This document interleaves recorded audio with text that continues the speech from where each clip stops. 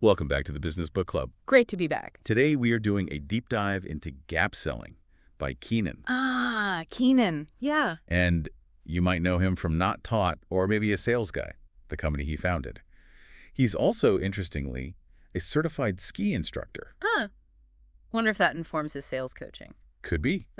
Anyway, our mission today is to really get under the hood of this gap selling idea, see how you as an entrepreneur can maybe use it. Definitely. It's a really practical take, I think, based on, actually doing it, not just theory. Right. So it's about shifting how we think about sales. Totally. And it boils down to one core concept. Okay, let's get into it. What is that core concept?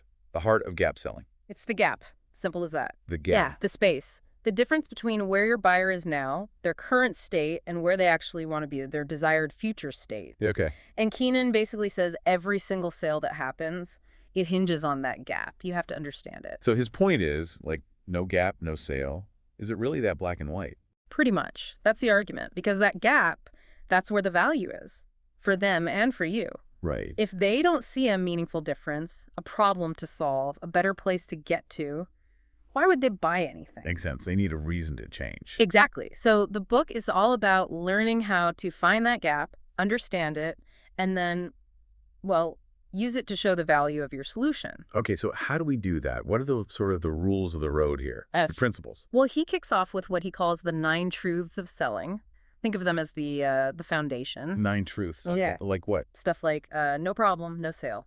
Pretty fundamental. Right. Obvious when you say it. Yeah, but easy to forget. Then, in every sale, there's a gap. Keeps bringing us back to that core idea. Right. And crucially, all sales are about change. But then, another truth, customers don't like change. Ah, the classic conflict. Change is necessary but uncomfortable. Exactly. But then he adds, customers do like change when they feel it's worth the cost. So the value has to outweigh the pain of changing. Precisely. It's all about the gap again. How big is it? How valuable is closing it? Gotcha. What else? Let's see. Asking why gets customers to, yes, that points to discovery, digging deeper. Okay. Sales happen when the future state is a better state. Again, value. And then the really blunt one. Which one's that? No one gives a shit about you. Okay, tell me about that one. It's just a reminder, it's not about your product features, your company story. It's about their world, their problems, their goals. Keeps the focus where it needs to be, on the customer. Exactly. It's a great reset. Now, one thing that really jumped out was this idea, never sell to need. What is that about? Yeah, that sounds counterintuitive. Don't we sell to needs? Well, Keenan argues we often mistake a stated need for the actual underlying problem. Okay. He uses this great Palm Pilot analogy. If someone says, my Palm Pilot keeps dying, I need a new charger. Right, seems like a clear need. But maybe. The real problem is a faulty case that keeps pressing the power button, draining the battery. So selling them a charger doesn't fix the root cause. Exactly. You're treating a symptom. You haven't found the real gap. You need to diagnose, not just react to what they say they need. That makes a lot of sense. You got to be a bit of a detective. Totally. Which leads nicely into another point. Sales is about change, and change is emotional. Right. We touched on people not liking change. Yeah. Because any change, even positive, brings up feelings. Keenan lists, 10 threats that trigger resistance. And threats. Like what? Things like fear of losing control, feeling insecure about using something new, maybe just the extra work involved in switching, or the ripple effect, how it impacts others, past bad experiences, maybe even real worries about their job security if things change. So it's not just logic. You have to deal with the feelings too. You absolutely have to. You need to acknowledge those potential fears and show how the future state outweighs them. Okay. Now, what about this one? Relationships don't matter. Kinda. It sounds controversial. Yeah, the kinda is important there. He's not saying be a jerk. Right. His point is that being liked is, it's secondary to being competent and providing real value. So expertise trumps friendliness. In many cases, yes. He uses an example like wanting a ticket to a sold-out Drake concert. Okay. If the only person selling one is someone you don't really like, you'll probably still buy the ticket, right? The value outweighs the relationship. Yeah, probably. And he mentions a stat that 89% of the very top salespeople didn't feel being liked was essential. It's about credibility, delivering results. That builds a different kind of relationship, one based on trust in your expertise. Okay, shifting from buddy to trusted advisor. Exactly, which ties into the next idea. The close happens at the beginning, in discovery. How so? Isn't the close at the end? Well, the outcome is decided early on during that initial discovery phase. That's where you truly understand the current state, the future state, the problems, the gap. If you nail the discovery, understand everything deeply, the rest of the process flows much more naturally. If you mess it up or skim the surface, you're probably not closing that deal. So invest heavily in asking the right questions up front. Absolutely. He even mentions using specific types of questions, like Deb Calvert's command statement starter words, to get better, more open answers. Less interrogation, more conversation. Like, tell me about, instead of, do you have? Sort of thing, yeah. And related to good discovery is focusing on business problems, not just technical problems. What's the difference there? Okay, so a technical problem might be like, our database software is old. Okay. The business problem is what that causes. Like, because our database is old, running reports takes ages, it's manual, and we estimate it costs us $20,000 a month in missed opportunities or extra labor.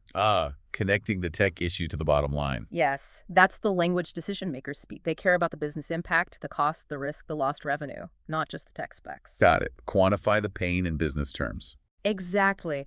And he has this cool check for yourself called the CRM challenge.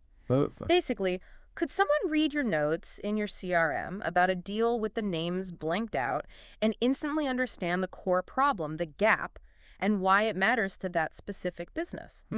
A test of how well you captured the specifics. Yeah. If your notes are generic, you probably haven't dug deep enough in discovery. That's a good practical tip. Now, what about qualifying leads? He talks about qualifying based on the gap, not just BANT. What's BANT again? BANT is the traditional checklist.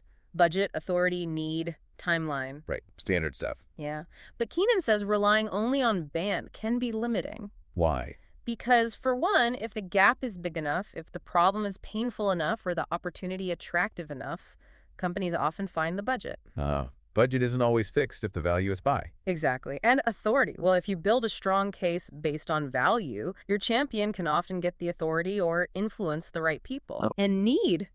Sometimes the customer doesn't even fully recognize the need or the size of the gap until you help them uncover it. That's demand creation. BANT often assumes the need is already clearly defined. So the size and impact of the gap are better qualifiers. That's the argument. It focuses on the potential value, which drives everything else, which leads to understanding the importance of why. The customer's motivation. Exactly. Why do they really want to change? Two companies might say they need a productivity system. Okay. But one might be driven by wanting sheer efficiency to cut costs. The other might want it to improve employee morale because people are burning out. The why is different. And knowing that lets you tailor your approach. Totally. You connect your solution to their specific intrinsic motivation. It's much more powerful. Makes sense. He also says, focus on the next yes. What's that about? It's about breaking the sale down. It's not usually one giant yes at the end. Right. It's a series of smaller agreements along the way, getting a yes to the next logical step. Like agreeing to a discovery call, then agreeing to a demo, then agreeing to a proposal review. Exactly. Each yes builds momentum and commitment. Focus on securing the next small agreement to keep things moving forward. Don't try to leap straight to the finish line. Manageable steps. I like that. Okay, another direct one. You're not the customer's bridge.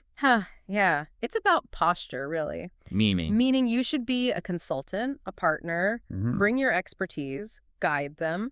Don't just be an order taker who says yes to everything they ask for, even if it's not the best approach. So have the confidence to push back sometimes, to advise. Yes. Be assertive about your value and knowledge. Guide them to the right solution, not just the one they initially ask for. Be a peer, not a servant. Okay, important distinction. And finally, dealing with objections, especially price. He says, return to the gap. Yeah, so when they say it's too expensive or we don't have the budget. The natural instinct is to defend the price or offer discounts. Right. But Keenan says gently bring it back to the gap. Remind them of their desired future state.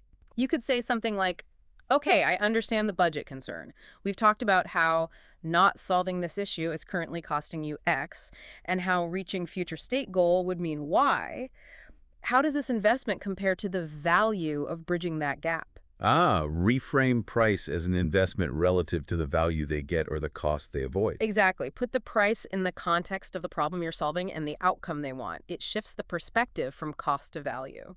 That's powerful. Now, he briefly mentions gap prospecting in part 3. Same principles apply. Pretty much, yeah.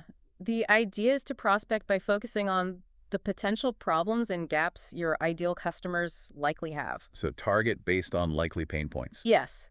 And craft your outreach to hint at those problems and the impact they might be having. Pique their curiosity about a gap they might not even fully realize they have. Interesting. Applying the gap concept right from the start of outreach. Exactly. It's consistent through the whole process. Okay, wow. Lots to digest there. Mhm. If we were to boil it down for entrepreneurs listening, what are the main actionable takeaways from gap selling? I'd say, number 1, obsession. Be obsessed with understanding that gap, current state, future state, and the problems in between. Okay. Focus on the gap. 2, dig deep. Uncover the real business problems, not just surface needs. Quantify them if you can. Go beyond the symptoms. 3, remember emotion. Sales is change, change is emotional. Acknowledge and address the fears. Right. 4, build credibility through expertise.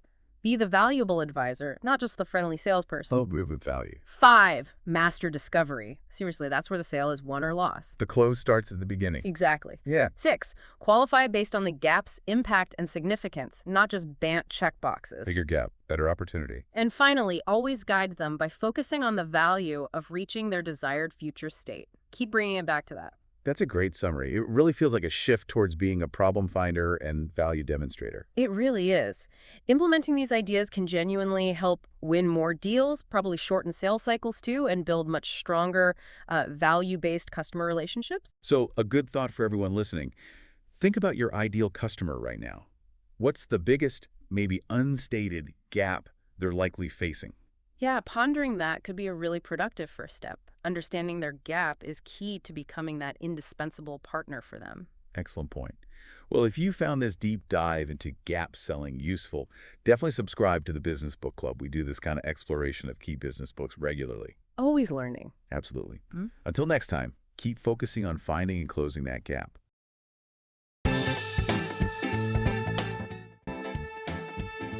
Now that's a wrap for this episode of the Business Book Club. If you enjoyed the ride, make sure to subscribe so you'll never miss our next deep dive. By the way, if you're looking for a detailed breakdown of this book, head over to my other channel, The Weekend Book Club. There, you'll find a book summary video that dives even deeper into the key concepts, plus a free book summary to download. The link is in the show notes below. Don't miss out. Until next time, keep learning, keep growing, and we'll see you in the next episode.